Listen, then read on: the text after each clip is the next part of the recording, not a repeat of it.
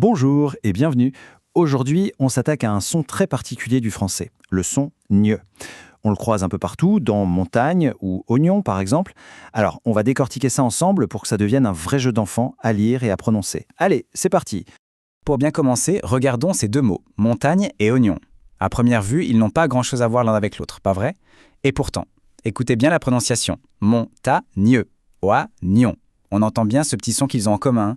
Alors, ce fameux son, c'est le moment de le découvrir. On va plonger ensemble dans la mécanique de ces deux lettres, le G et le N, pour bien comprendre d'où vient cette sonorité si unique.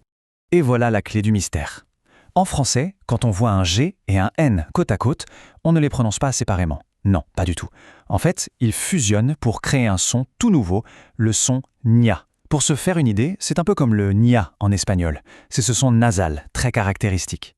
Et voilà, ce son gna, c'est exactement celui qu'on entend dans nos deux mots du début, montagne et oignon. C'est cette petite fusion qui donne toute sa saveur au mot. Bon, maintenant passons à la pratique. C'est la meilleure façon de bien maîtriser ce son. On va écouter quelques mots et ensuite on les répète à voix haute. Il ne faut surtout pas hésiter. On commence facile. Écoutez bien, puis c'est à vous. Montagne. Super, on enchaîne avec le suivant, oignon. Un autre mot très courant, ligne. Et un dernier pour la route, peigne. Excellent. On sent que ça vient de plus en plus naturellement, n'est-ce pas? Parfait. Maintenant que l'oreille est habituée et que la prononciation est là, on passe à la lecture. L'objectif, c'est de repérer ce gneu au premier coup d'œil quand on lit. Lisons cette petite liste ensemble, tranquillement. C'est parti. Montagne, oignon, champignon, baignoire, signature. On se rend compte que ce son est vraiment partout dans notre quotidien. La clé, c'est de ne plus voir un G puis un N, mais de voir directement le son gnien. Lire des mots, c'est bien, mais le véritable test, c'est de les lire dans leur contexte, dans une phrase complète. Voyons ce que ça donne.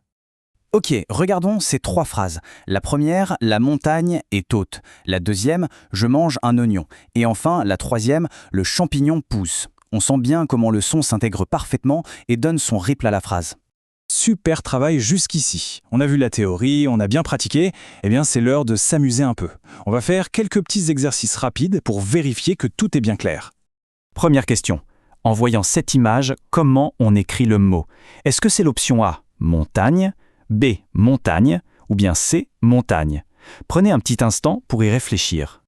Eh oui, la bonne réponse était bien la C, montagne, avec notre fameux gna.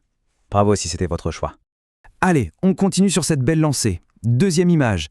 Comment on orthographie ce légume? Réponse A, oignon. Réponse B, oignon. Ou réponse C, oignon. Excellent. La bonne réponse est bien la A, oignon. Les autres sont des petites erreurs qu'on voit souvent, donc c'est un très bon point.